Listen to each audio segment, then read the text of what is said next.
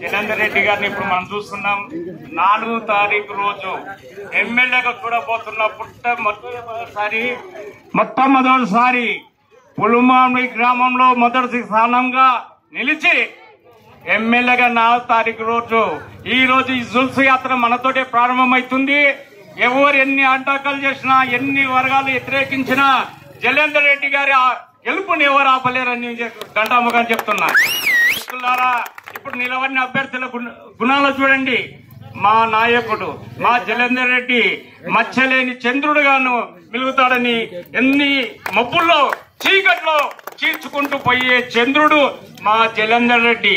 అందరికీ మంచి మనిషిగా, ఆయన వ్యక్తిగతంగా అందరికి తెలిసిన వ్యక్తి. మాకన్నా వేరే ఇతర పార్టీ వాళ్ళకు తెలుసు. పోయినసారి 2వ స్థానంలో నిలిచినటువంటి జలేందర్ రెడ్డి గారికి ఈ రోజు భారతీయ జనతా పార్టీ భాస్కర్ ముద్రాజు గారు, రమేష్ ముద్రాజు గారు, భారత్ ముద్రాజు గారు అందరి సహకారంతో చేస్తున్నాండి. ఈ గ్రామానికి పుల్మామిల్లో భారతీయ జనతా పార్టీ ఒక్కసారి మేము ఎంపీటీసీగా మాకు ఒక్కసారి అవకాశం వస్తే ఎవరైనా భర్త చనిపోయిన మహిళలకి 15 రోజుల లోపల పెన్షన్ ఇప్పించిన ఘనత పుల్మాని భారతీయ జనతా పార్టీ. ఈ రోజు కింద మీద టీఆర్ఎస్ కాంగ్రెస్ వాళ్ళు గెలిస్తే ఈ రోజు దళిత బిడ్డలు వాళ్ళ కార్యకర్తలకి ఈ రోజు పెన్షన్ రాలే. 5 సంవత్సరాలు అవుతుంది.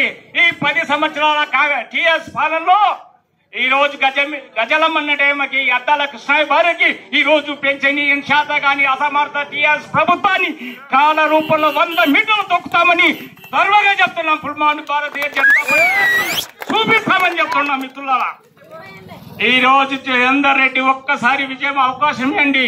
అందరినీ అసెంబ్లీకి పంపినాం. మీకు అండగా జలేందర్ రెడ్డి ఉంటాడు.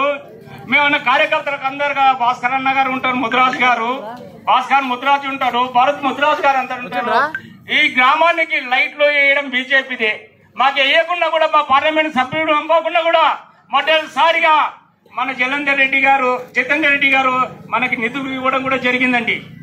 ఈ గ్రామంలో సీసీ రోడ్లు కట్టింది ఆయనే, మోర్లు కట్టియడానికి డబ్బులు ఇచ్చింది ఆయన. ఎంపీ నింగారెడ్డి గారు 6 లక్షల రూపాయలు పంచాయతీ గారి నుండి రోడ్డు వేయడానికి అవకాశం ఇచ్చిండు.